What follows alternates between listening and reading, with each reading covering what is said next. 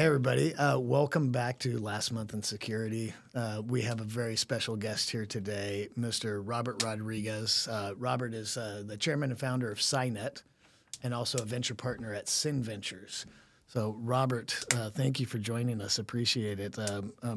Can you give us a little bit on your fantastic background? Because it's, I think, as I was just telling you before the show starts, quite a unique background. You've got quite a different number of experiences that kind of shape your perspective of the security space. So, yeah, happy to. And Anthony, thank you. It's an honor to be here. Ben, always a pleasure. Secret Service agent, 22 years, served President Reagan, President Bush, 41, President Clinton, and the last first year or two of 43, President Bush. So my career spanned starting in Los Angeles, working undercover, had a sting operation, had a fake name, Bobby Roan Jr., it was in MacArthur Park, Rampart Division, a pretty bad area. Then I got into the counterfeit squad. I did a lot of undercover work there. And then I tried out for the presidential SWAT team, which is the counter assault team. The acronym was CAT. And so I made that team and was there for 2.5 years, and then was reassigned to President Bush, or Vice President Bush, as he ran for president in 1988 during that campaign. A lot of travel that year. And then 1989, I was with Vice President Quayle, and then was promoted to go back to the counter assault team as a team leader. I was there another 2.5 years.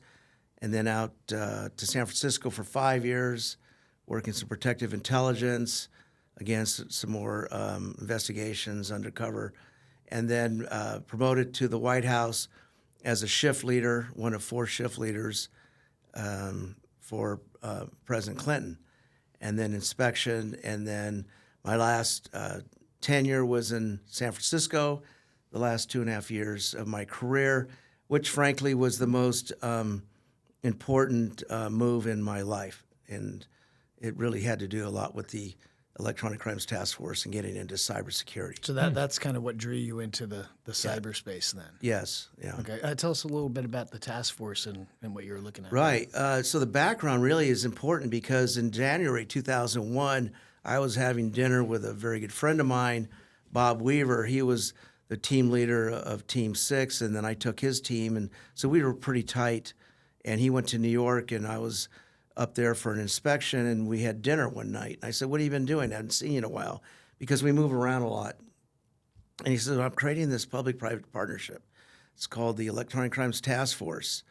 And I literally got chills in my spine. I knew at that moment that that was something that I wanted to build and do and emulate what he had built. And 9 months later, I was transferred to San Francisco to run the but also start this first Electronic Crimes Task Force. And this is before cyber even kind of entered the vernacular, right? This is like December 18, 2001. Kind of describe electronic crimes at the time, what you were looking at. First of all, it was called IT security. So we're dating ourselves, right? Yeah. That's when InfoSec still had a capital S. Yeah, right. And so I was tasked with building out a community. Bob Weaver's community consisted of academia, corporate, and entrepreneurs. And I added the venture capital community to that. So we had Stanford, we had Berkeley, SRI International, the scientists there. Yeah. We had the Sun Microsystems and eBay back in the day, those CSOs and CISOs, small business, and we had these quarterly meetings. And Doug Mon, Dr. Mon, was at DARPA at the time, and he had attended a couple of these quarterly meetings. And there's like 200-300 people at these meetings. Sun Microsystem would host it, or Cisco would host it. We had really great partnerships with industry. Rich is the reason why the task force were created, similar to InfraGuard. It was really to build trust with corporate. Have corporate call the Secret Service to investigate their cases instead of self-healing or calling law firms or consultancies, right? And so he saw this community get built, in a very short period. And when I retired in June of 2004, it was a very tough year. Had 3 kids, pretty young, private school, bank account was draining. Heather says, you need to retire and get a job. And she actually walked in the dining room one day, and I was sitting there looking at the ceiling, and I just retired, and she says, where's your business plan? And I said, I looked at her like, what, business? I'm a Secret Service agent. I don't know what a business plan is. And then I looked at her and I said, you're looking at him.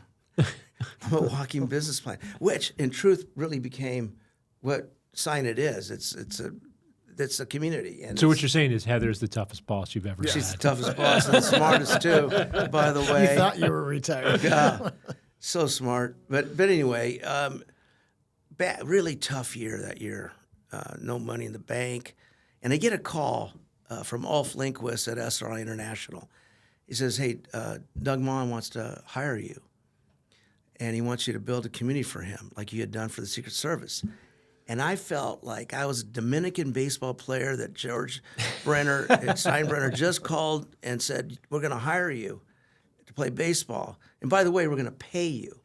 Because when they said they want me to build this community, I was not even thinking about I was going to do it for free. Because that's how passionate I was building that community with the Secret Service. I really believed in it, and I loved it, and I missed it, and now I had an opportunity. So that 1-year contract turned into a 15-year contract with Doug at DHS. He was running the S&T side for cybersecurity, and we started off with the first program. I wanted it to be at Stanford to brand it, and we started at Stanford. We've since moved to the Computer History Museum, but then we went to D.C. because I wanted to bring the innovation of Silicon Valley to the Beltway because I was bringing General Alexander came out, did one of our first keynotes. John Grimes, CIO DOD, did the very first keynote. The first year, I didn't have a keynote because I didn't think I had the brand that I wanted to be on stage. So if I didn't have the brand, I just wouldn't compromise and do a keynote. And it was all about building that brand and building that community. I never wanted to sell vendor booths, so we've never sold vendor booths at SINET. That's a huge revenue stream.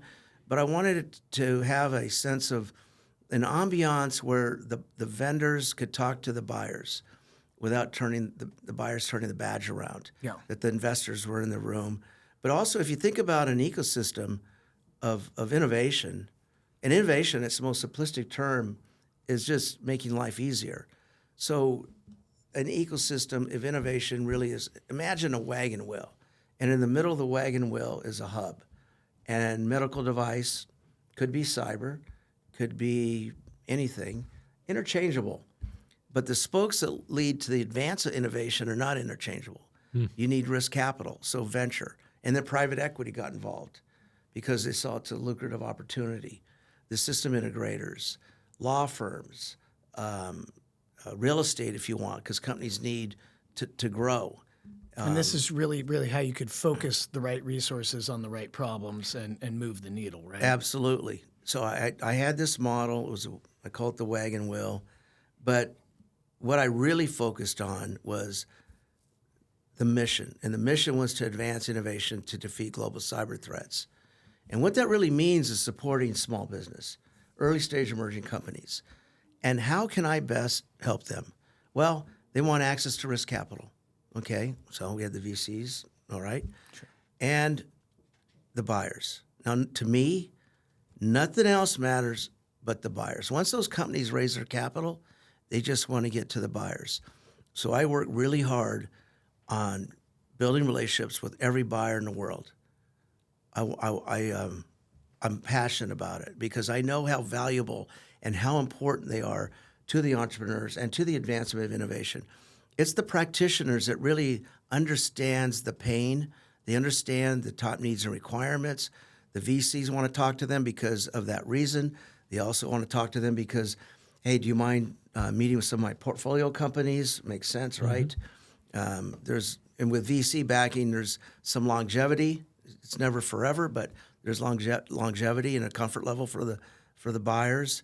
And when I think about the whole community, and although we do workshops, dinners, conferences, we're really community builders. Heather and I are community builders. And we feel very strongly about the mission and walking with purpose towards that mission. And also talking to the companies about the importance of moving from transactional personality into one that wants to make a connection, build a relationship, relationships, and right? earn Yeah. trust with that CISO, his direct reports. And there's some salespeople out there that will get that call, get that meeting because they have that relationship, they have that trust. And Heather, we emphasize this all the time with the companies, how important that is. I actually think it is a market differentiator. The other market differentiator is culture and leadership, where a CEO, where he emphasizes the importance of messaging from him to everybody to the secretary on down. So Apple-esque has to be very concise, very tight, but very consistent, because you don't want CISOs meeting 3 or 4 people at a company and say, tell me what you do, and it has a brand, it's the same company, but the storyline's different, right? You've been there, Ben. I have, right? yeah. And you go, wait a minute, doesn't add up, right? So there's just certain things in the formula that are important to Heather and I as community builders. Heather being Mrs. My Rodriguez. wife, I'm sorry. Yes. Yeah, a lot of people don't know. It's just, like you said, the The boss. boss, yeah. But she Heather's great, runs yeah. SINET. She's a partner at Evolution Equity, and she runs the infrastructure operations.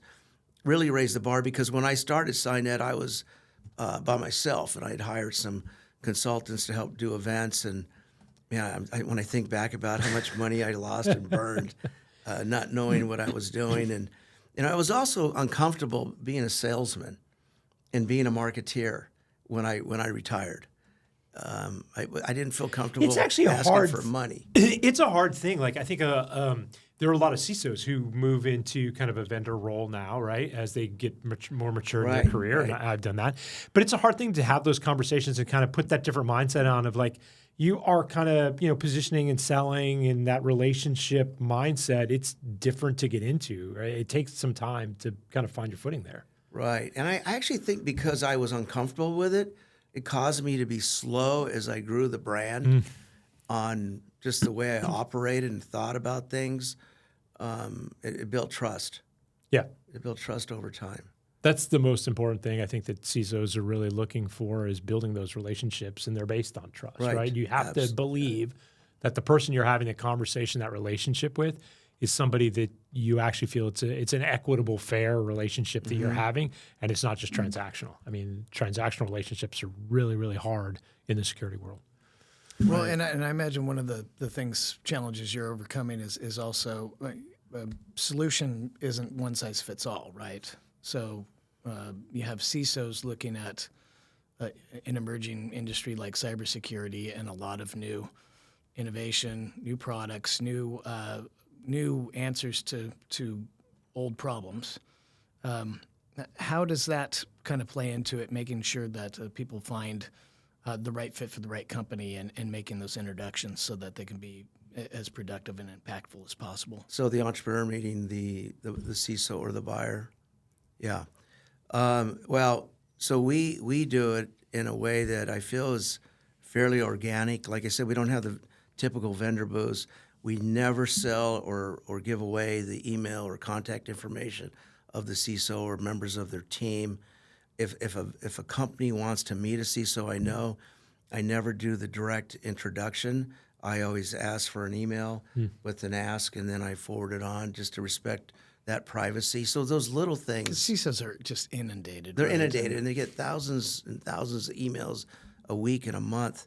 But I think part of it is building that trust, but asking what's important to that person. We talked about it a little earlier in the earlier session. What's important to you? Tell me about your infrastructure. How complex is it? Tell me what are your top needs and requirements. What does your security stack look like? Are there gaps that maybe I can help you with? If not, maybe we'll just cut the meeting short. So I think those type of things, but trying to find the venues and conferences and workshops that are, I don't know what the word would be, but Impactful, actionable. I'd say like not cheap or cheesy. Yeah. Well Okay, done, gotcha. well curated, with the right people and the right ambiance. I even when I didn't have the money, I was hosting dinners at the Four Seasons way back in the beginning because I wanted people to feel opulent, but comfortable and just good, right? Because everything I've ever done at the restaurants or hotels or the venues for our programs are very, very lovely. Yeah. And then Heather, like our greatest compliment was somebody says, I went to a security conference, but I walk away thinking I went to a wedding. And that's Heather's I'm favorite so almost going compliment. to ask you if you felt like a matchmaker in a sense, like a cybersecurity. I feel like a matchmaker. Yeah. Constantly. One of my passions is at the conference, I tell the entrepreneurs, come up to me during the break or during the day, who's in the corner over there? And I tell them, and then say, okay, tell me who you want to meet. And we go over there right then and there, and it's a handshake. It's better than email. Yeah. And then I say, elevator pitch, you got 10 seconds. And all the CISOs that know me know that I do that. I do it on purpose because I'm trying to connect them, right? But they don't feel offended at all because they know our mission is to advance innovation, to defeat global cybersecurity threats, which really means supporting small business, early stage emerging growth companies. And to do that is one of the ways is SINET is a platform for the business of cybersecurity to take place. And connecting these people is really important. Well, we've talked about CISOs and the vendors and stuff, which I think a lot of our audience understands. Where they might not have much visibility is the investor side, right? That's a little more elusive. Can you talk a little bit about what you're seeing in the investor space within cybersecurity and what their focus is, short term, long term? Yeah, absolutely. So it is important for venture to have relationships with the CISOs. Absolutely. And in fact, a lot of the venture firms have advisory boards and they put their picture on the websites and what have you. Because if you think about this, if the CISO is the warrior and they're on the front line and they're battling these battles every day and they see the incoming, they can see the approaches, the designs, what's working, what's not working, what's trending. And by giving that information to the investors is like incredible. I put a lot of weight into practitioners. But I would say that some of the things that are percolating top of mind, number one, I would say is obviously data is always number one, it seems like. But what really creeped up over the last 12 months or so is identity. Identity is really climbed up the totem pole. And then the third piece would be supply chain, third party, fourth party even. And the word I'm hearing lately is quantum. Just recently, I'm hearing quantum. Heard it last night. Potential game changer for a lot of these Yeah, technologies. I've heard about quantum for a while now, and it hasn't manifested. And I'm wondering. Well, we heard about AI for 30, 40 years. And I'm just wondering if and then this all of is a sudden, here another it is. inflection point that will kind of die out, or are we on the cusp of quantum, right? So I don't think it's going to die out. But when I did meet some quantum companies 10 years ago or 8, 7, I felt bad for them because I knew the market was not pulling for them. It's just the CISOs inundated. They're looking at what's here in front of me today, and they're not looking out 5 years typically. They may have back then, but now they're just trying to like focus on what's in front of them. But I think it's going to percolate and continue to. I'm a little concerned that quantum could all of a sudden accelerate, and we're not ready for it.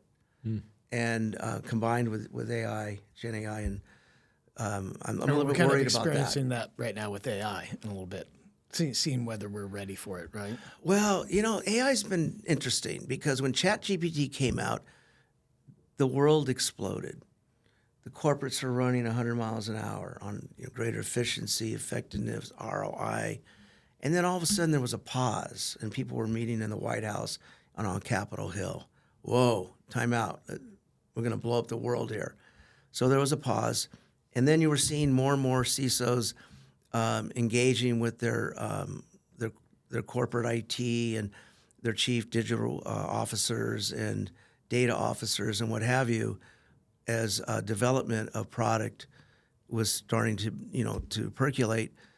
But I don't, as of today, I think it was overhyped. And I think that AI is being used more for like research and marketing and HR and some things that are low risk instead of maybe high risk products, right? And I also heard that the ROI on it is not as great as what they anticipated. Still good, still very good. Well, I think people. You're right. ChatGPT, I think, was kind of the open window for everybody to look through and be like, oh my God, this is coming. But it really was generative AI, right? I mean, there's a lot of different areas in AI, but I think large language models was certainly where ChatGPT was kind of the emergent leader. But there was just this announcement in DC this week around AI, right? And $500 million investment, public-private partnership. So I do think there's some legs right now on that. I think I even heard that there might be. I'm just saying that the hype was really big, and then it kind of. Well, everybody jumps on the hype. Right? Like everybody always wants to, hey, we're using AI in our model. I mean, I like it in the cloud when there was debate and fights. This cloud's not secure. It is secure. It could save a lot of money, ROI, and then there was some money saved, but not as great as they thought in the beginning. And did I hear something about potentially a private briefing on an AI, some kind of big event, something happened that's going to be a private briefing for the president? Did you hear anything about that? Well, I did hear that Elon. I read a headline that said Elon Musk bashes the $500 billion AI project. So that's all I know. I didn't have time to read it. I heard Sam Altman might have something new that's brewing. So I think that was part of what he made in the announcement when they announced that public-private partnership. He was part of that, Oracle, and and then Elon came out right after that. So I think, we'll see what happens in that space, right? But obviously, there's a lot of people who are looking at that, right? And not just us, too. I mean, China's involved, right? China's certainly out there. I mean, I think that's part of the risk on, you mentioned earlier, where are these threats coming from? What's the velocity, as we talked about earlier, right? I think China released a model that's supposed to be comparable to ChatGPT this morning, and it's, believe this or not, free to download. I know I download all the free Chinese software. Yeah. I mean, just anything that's Chinese, like put it on your personal equipment and take the risk, right? I only put it on company boxes. So, okay. Well, thank you. I appreciate that. I'll have to take a look into that later. But as far as quantum, is there the potential, that quantum, as far as cybersecurity goes, could be a one step forward, two steps back, because quantum capabilities could undo a lot of our current technologies, right? Encryption breaks encryption, right? Yeah. Right. So do you feel like there's a potential risk in these next couple of years of like you said, if we don't get out ahead of how quantum is released? Well, I wouldn't say in a couple of years, maybe 5. I just think that it could be like a sneaker wave. Yeah, that's what I'm sensing. Yeah. Only time will tell. Don't turn your back to the ocean, kids. Keep an eye open. Little whale eye, right? Well, sleep with one cyber eye open. Yeah. Well, you talked a lot about how SINET was developed to really talk about being able to innovate to address some of these cybersecurity issues that everybody's facing. Of course, one of the biggest ones today is ransomware. So, kind of curious. The SINET community concern around ransomware. Kind of what are you seeing from both the vendors, the corporations that they're serving, and also the investor side? I think that it is. I mean, it's number one. It's the number one issue, and I think it goes without saying that it is, to the point where sometimes, I don't know how you feel about it, but sometimes they're not talking about it as much as they should. Yeah. But because they have their eye on it and they're doing what they can, but they know it's definitely there. There's anyone hiding. I have heard over my career, right? I would say last 3-4 years, certainly top risk in cyber, right? And then usually when you're in the boardroom, it's cyber's the top risk to the company that most people are, when you're stack ranking these things. And so I think it's a very important concern for most organizations, but the problem is up until now, severely underreported. People aren't talking about it. it's one of those things where it's like the less we talk about our security problems, the less risk we have. But I think that actually isn't accurate. I think the more we have transparency, the more we talk about what the current state is, the more we can get the community to kind of work together to solutions, the better off we all are. And so not a huge fan of regulation, but I think the more we do about this open reporting, I think it's better for everybody. I mean, I don't know how you feel I about agree that. absolutely on that. In terms of investment in this space, it's been very limited. And I think it's because the capabilities aren't really there on the companies other than Halcyon. Seriously, Yeah. other than Halcyon. If you think about your background, Bolden and everything that John Miller and team have spun out and built with Ryan, it's incredible. I've seen some other companies out there.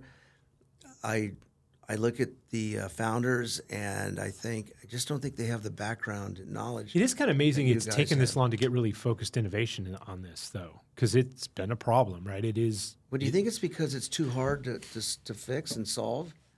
Because there's not that many companies that are specifically focused on ransomware the way you are. Yeah, I think part of the challenge is the way the threat actors actually try to take advantage of systems is it mirrors a lot of normal behavior, right? And so that presents a problem for people who do traditional, anti-malware work.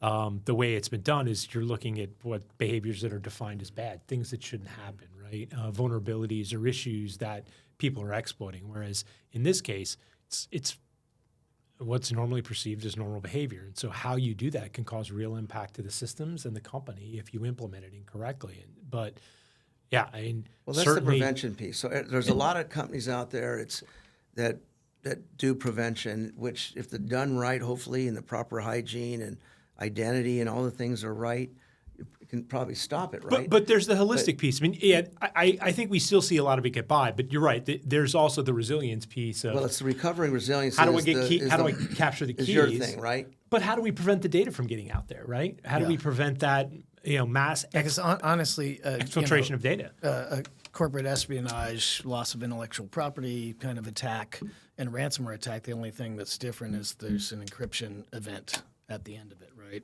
When you're talking about data exfiltration and stuff, it's a very similar operation to what you would have seen, with the nation state doing corporate espionage and trying to steal everything from our fighter jets to advanced satellite systems and stuff like that.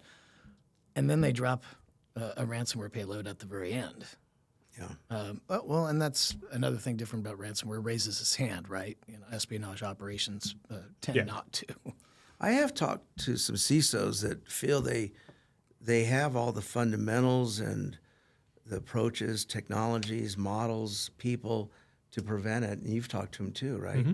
Yeah, we've had those conversations. I think the interesting thing is the data that we have, right, for where we're implemented shows us that even though people think they're well covered, they're still getting potentially exploited and stuff's bypassing it. So I don't think people are generally as well covered as they think they are. I think that's I talked to somebody recently and it was where's my risk? I'm more focused on something else, but this challenge of just because it hasn't hit you yet, right? The day after you're hit, then it's all of a sudden a problem, and that's not the time you want to be addressing it. I would throw out there that aside from $1 trillion worth of intellectual property having been transferred from the west to the east over the last couple of decades, as far as cybercrime goes, has there ever been anything where the potential payout for cybercriminal? I mean, if they're out there carding, they're getting hundreds or thousands of dollars doing credit card fraud, peanuts, right? identity theft, right? Even ransomware started out with, I bricked your machine, send me half a Bitcoin, and Bitcoin was $800 at the time, right? So on that note, and your background, from Secret Service is interesting, right? And the intersection with kind of this space. Why do you think that there hasn't been more action on the federal government to kind of get in front of this? Like we've talked about before, is ransomware terrorism? Is it when does it rise to that level? I mean, we've had deaths that have resulted from this, right? Change Healthcare affected what 2 in 3 1 in 3 Americans. Pretty large impact. So from that perspective, do you think we're doing enough Like federally, like should we do more? Is the Why aren't we DOJ doing the more? right avenue? Should we keep treating this as a criminal matter, or when you attack hospitals and other critical infrastructure, does that put it in another box? That's a hard question, right? But We only first ask of all, hard I would questions, say Robert. pain drives change, whether Yeah. it's Mothers Against Drunk Driving or Susan B. Komen. When this issue hits to that level, you're going to be regulated. There'll be a lot of action, okay? Unfortunately, the government is very reactive, right? And then they start Tends to be slow. and implement. But if something happens, I think sometimes they're overreactive and then they implement poor procedures and regulations because they're not really properly thought out. And why the government hasn't, I think sometimes a lot of it has to do, they want to leave industry alone. They don't want to over-regulate industry. And if you keep in mind, you've got very big tech companies and energy and oil and gas and transportation lobbyists working the hill, okay? And so the cyber teams are, unless you're JP Morgan Chase and Pat O'Pet, you're relatively not that big, right? Yeah, even decent sized organizations that are public don't really have the type of investment in their cyber programs that you might think if you're not in the space, right? I mean, you're right. Unless you're top of the tier, which they do have significant investment, it's woefully understaffed and underfunded in many cases. So Department of Justice, no, they can't be involved in that. They have their job, and it's not what we're talking about. That's more CISA and DHS, the civilian side. Be interested to see who replaces Jen Esterly. Yeah. Right, I've heard some names popped around there, but we'll see what happens. Well, I'm kind of curious. So, let's say last decade in the 2010s, APTs, everybody's hair was on fire, right? It was something that cybersecurity vendors used to sell quite a bit, the APT threat, where most of the market probably was never under threat of, let's say, the Chinese infiltrating them and taking their intellectual property because they weren't in defense industrial base or, on cutting edge technology or something like that. So that, it was a very small target place. But now with ransomware. So your local donut shop wasn't at risk? Wasn't that necessarily Well, at thank you. risk, right? But now they are, right? Mom and pop shops all the way up to the biggest corporations in the world are getting hit with ransomware. And I just don't feel that urgency coming from the market about trying to solve this problem. Well, I do know that DHS has, for the last 8 years or so, tried to address the small, medium businesses, but it's really hard. And what I was telling some of my friends in the government, you can't just put out a policy or a notification about doing A, B, C. You need to have boots on the ground. Yeah. You need to have people based that can represent that marketing and talk to the community within New York, Silicon Valley, Chicago, LA, or wherever it is.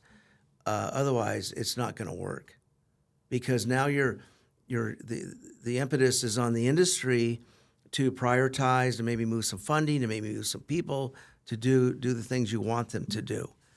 And so it's kind of like Facebook or Meta or Google or anyone going out to market without a marketing plan or people to execute that plan. It's just a recipe for failure.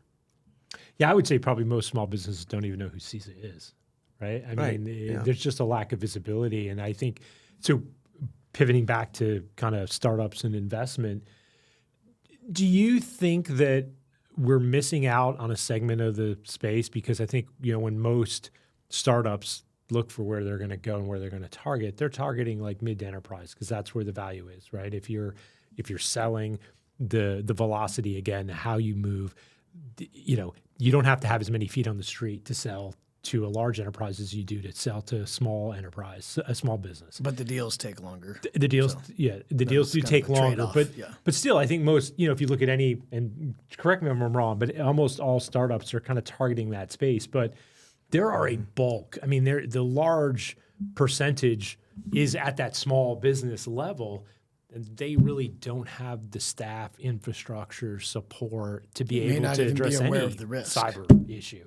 So, like, are we not addressing a large percentage of the market? Is that a void? Something we should look at? 80% of our economy is small businesses in the United States. Absolutely, but just like you said, the small business doesn't have the resources. When a small startup comes in, or even medium size, it's a lot of doors to knock. It is, yeah. Okay, Yeah. and a lot of resources and messaging, but I do see some small business have cyber companies, their logo pop up on the website or something, which is a way to get to them, and then for them to have to just figure it out, which is it CrowdStrike, is it Valeria, who is it that I need to come in here and fix my problem? Well, and some of those solutions are not necessarily very economical for a small business. I mean, they're kind of designed more for the And they're not enterprise. sophisticated in this Yeah, space. yeah, It's they're not not, their yeah. domain. They're uncomfortable, Yeah. right? They read about it, and it's kind of like driving down the highway and you see that groom in his tuxedo changing a flat tire. Yeah. You think, like, it's not going to happen to me. Well, one of the things that I found interesting, so I joined Halcyon like 2 years ago, and I have a lot of friends still in the EDR space, which I came out of. And they're like, focus exclusively on ransomware. Sounds like you're building a feature, not a platform, right? Yet, as you just acknowledged, this is probably the number one issue that CISOs are thinking about as far as being a problem. And their boards. And their boards. Yeah. So, where is the disconnect? I look at a list of threats that we detect and block every month, thousands of lines in a spreadsheet. And all of these things have gotten by leading EDRs, products that I respect. They're very good products. But yet we're seeing things get by, a lot of things that we're kind of catching because we're taking a different kind of approach, and we're not trying to boil the ocean, right? We're just looking for that one particular threat. So from your chops as on the investor side, understanding the roles of CISOs and where vendors play, how do we kind of talk about this issue in a way that's going to make more sense to folks, as far as it being a primary new kind of threat that may require a new approach? Well, I think you're doing it now, frankly, and I think the press is also helping you, right? And anybody else that is saying that they're defending and recovering and preventing ransomware, I think I don't know what else you can do. It's like top of mind. But I did say earlier that sometimes when things are so top of mind, it gets a little quiet because it's so top of mind and it's so discussed. And the other thing is maybe because you're a ransomware platform, but do you think they might view you as a point solution in a way? Just because you just do ransomware recovery, resilience? Yeah, I think that's certainly. I think you brought that up, Or do right? they want to get the big platform from the big guys and think they're going to be okay? I think that there's a misperception on a lot of people that, hey, I've got one of the top 3 EDR players, so I'm covered here because they're espousing some of that messaging, but we're not necessarily seeing that. I do think a lot of people, especially the less educated security buyer, look for more a platform approach, kind of the easy button. I can just get this and they have everything. Yeah. I think the more mature you get, the more you look at what are the gaps in your risk profile and how do you address those appropriately. And so that's where you say, oh, I've got a big ransomware risk. Well, right? we've seen new specific threats emerge and then new market open up. So, 10 years ago at Cylance, we heard, well, why do we need your platform? We've got, AV, right? So, and now it's like, well, we've got EDR, so why do we need your platform? And it's like, well, if you look in the headlines, every one of those big companies that gets hit with a ransomware operation had a mature security program. They were running EDR, they were running an EPP. They, Well, sometimes you wonder if the settings weren't appropriate at the time. Was it turned off? Was it turned on? I mean, how do they even know sometimes? This asset discovery and management is becoming more critical, right? Right. I mean, can a CISO go to his team and say, Tell me all my assets and tell me where they stand. Well, that's why as a CISO, I ended up owning asset management. Like it's really an IT function, but I ended up having to own it because it just wasn't being done appropriately. It hasn't been done, right? I mean, I find it very frustrating that we're still dealing with asset management as an issue today. Like it should have been solved 25 years ago, and it should just be table stakes. Vulnerability management and patching should have been solved 25 years ago and should just be table We're going stakes. to talk about hygiene. Hygiene is coming up again. Yeah, unfortunately. Identity and There's access the same old management. stuff, right? Yeah. Identity. Just like, Yeah, it's weird. I've often said security has a shiny ball syndrome, right? There's something new that comes up. It's interesting, and so we gravitate towards it because we're tired of dealing with the stuff that's hard, and so we move to the new sexy stuff. It may only fix 1% of the problem, but we're willing to spend 80% of our budget on it because we don't have to focus on really hard stuff that just we haven't solved yet. so do you have an idea of what percentage is actual nation-state attacks as opposed to organized and criminal and this and that? Like China, North Korea. You mean for ransomware specifically? Right, specifically for ransomware. Look, I think so that's a hard thing to get into because the breakdown ends up being that sometimes it's the same actor, right? When we used to talk about APTs, it was for persistence and for, advanced persistent threat. It was for some long-term potential gain.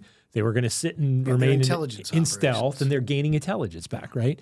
What I think criminal organizations have realized, and some nation states have realized that they can now monetize that activity. And so that economy has kind of changed the game. But you'll see, somebody who works for a nation state during the day, at night, they're doing criminal activity that's either it could be sponsored or it could be just, we turn the other cheek and we don't look at it, right? We pretend that it doesn't exist and we have plausible deniability, but it's the same people in essence, right? And maybe some of that activity is still some APT-ish. attacks further geopolitical ambitions. Some don't. They're just purely financially motivated. I think it really also depends on the model that you're looking at. There's several different models, right? Let's say the Russian model is always much like a decade or two ago. It's always been, you go ahead and do whatever you want. As far as cybercrime, when you run across stuff that would be of interest to us, let us know. To let us know, right? The Chinese have a little bit more formal kind of, as we're discovering more and more, especially after the Typhoon revelations, some of these operations, that they more formally contract these operators who might on the side be doing something like breaking into video games and stealing certs or monies where these games are monetized. And then, of course, the Iranians like to use ransomware, but they're actually dropping, wipers, right, and doing destruction. And then Korea's actually trying to line their pocket. Yeah, that's money, right? Yeah. So that's again, like you're looking at. So it is a nation state, but they're really just trying to economize for the nation state, right? It's all over the map. But it gets really murky in trying to say which is which, and I think that's part of the benefit is the plausible deniability of, hey, it's not us. It's these other guys, but we're not going to do anything about it. Yeah, and I just wrote something recently about this. So Stoli was attacked, a ransomware attack. Stoli U.S. had to declare bankruptcy. Putin has been trying to put his boot on Stoli for a number of years since they moved a lot of operations out of Russia for more than 20 years now. They've been a target. So is it unusual that they should suffer such a devastating ransomware attack? Probably not, right? Right. But they enjoy, as Ben said, that plausible deniability by potentially acting through proxies. So, how big does this then make the problem when we can't fully attribute to who the threat actor is or what their actual motivations are? Well, I don't know. I don't have an answer. That's probably the best answer. Robert, you're here for the answers. I'm just being honest. I'm thinking I'm struggling on that one. Yeah. Well, there's probably, I would assume that with our intelligence community, more attribution available to them since they have more means, with signal intelligence and stuff like that. Of course, attribution, sanctions, the same old things that we've been doing, right? I don't know. With this administration, I will say that President Biden was pretty tough on China, but I think Trump will be just as tough, if not tougher. See what happens with the TikTok thing, right? Yeah. With the exception of that. and other nations. Well, it's interesting. Biden dropped the executive order on cyber on kind of Friday, the last day before, left off one of the final executive orders. So, and that did not get rescinded from what I've been able to tell. So it will be interesting to see where cyber fits in the initiatives for the new administration. I mean, hopefully. I'm looking more Hopefully we'll see more forward, action. as always, to hopefully it's a more priority. guidelines and frameworks, right? Because we need more guidelines and frameworks. More regulations is always great, Anthony. I love more regulations. Help. We can shift more security dollars to compliance checkbox, and that has always helped. What is top of mind? Because we're kind of running up toward the top of the hour. What's top of mind for you here? Let's say in the next year and the next 5 years. Where do you think this industry needs to go? How can we best serve those CISOs and the organizations they represent, and our vendors approaching this the right way?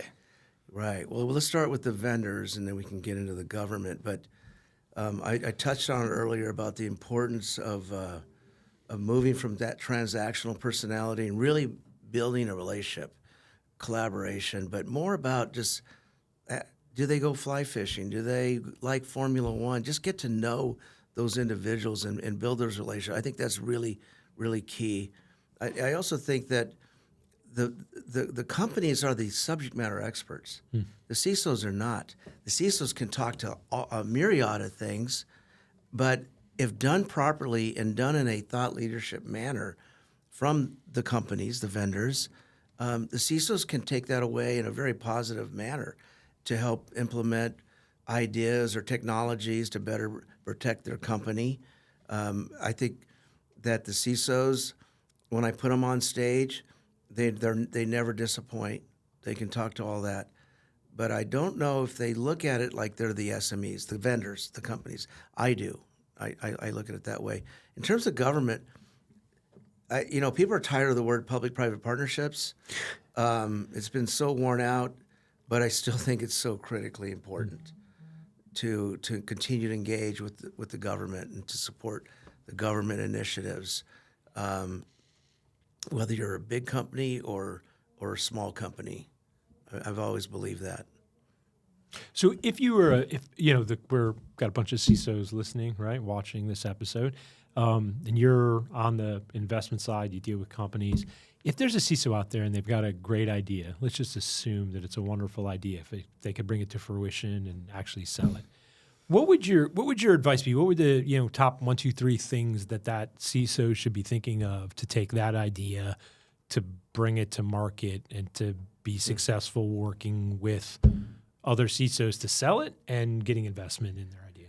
So in an earlier session, I kind of asked that question, right? So I'm asking you. And so the answer, I think, identity, supply chain, third, fourth party. Yeah, but not the idea. They have the idea. They know what it is. It's an identity idea. But what critical actions can they take then? Like what is the key top 3 to manifest it? criteria to be able to manifest have that dialogue they're pitching to with you, the Robert. folks that have the risk capital. Yeah. Right? To prioritize an investment in that space to help protect critical infrastructure. Whether that CISO works at a bank, energy, oil and gas, got it, totally. Again, that's why I said earlier, that relationship between the venture and the CISO is really, really key, so important. In fact, Richard Seawald, who's the founder of Evolution Equity, and Jay Leak, who's my partner at SIN Ventures, they're speaking next week on the importance of that relationship at the CISO workshop. We have almost 70 CISOs direct reports coming to Scottsdale next week. President Bush, I'm going to interview him again, who, by the way, was such a jokester and a delight to interview. I wasn't on his detail. I was on his father's detail. Okay. But he was wonderful. Yeah. And since this takes a little time in post, next week would be early February. I'm sorry? Next week would be early February. Well, it's Jan 29, 30. Okay, and end of January. Okay. Yeah, Just end want of to put a timestamp on it for coming the up folks. real fast. Yeah, awesome. Well, with CISOs and vendors potentially listening to this conversation and getting interested in SINET, where can they find you? Where can they find out more about getting involved with SINET? Google SINET, SINET. Robert Rodriguez, founder, chairman of SINET, partner at SIN Ventures. Our website was probably the easiest, but I encourage you, if you're an entrepreneur or a CISO or an investor to come to our community. March 20th is our 19th annual forum, and the day before from 3 to 6 we do a CISO-only workshop, and then we roll into the reception there. SINET is, like I said earlier, it is a platform that's built for the business of cyber to take place between investor, buyer, and seller. Fantastic. Robert, again, we really appreciate your time coming all the way out here to Southern California to have a conversation with us. Well, it's a delight to be back. I was kind of reflecting, ran on the beach this morning here in Laguna Beach where I'm staying, and growing up in high school, college, and even into my 40s, was down here at Newport or Crescent Bay and Laguna Beach, Seal Beach, boogie boarding, body surfing. It's great to be back, and you're so lucky with this weather. I left, it was 13 below zero in Jackson Hole. Yeah, I flew down from Portland, and we were down around freezing, so it's been a nice recreation. It's fine for Heather and I because we love snow in Austin, and so we love fireplaces, and we love to ski. So yeah, that's awesome. All right. Well, thank you very much, Anthony, Ben. Yeah, thank you, Real Robert. pleasure, and thanks to our audience.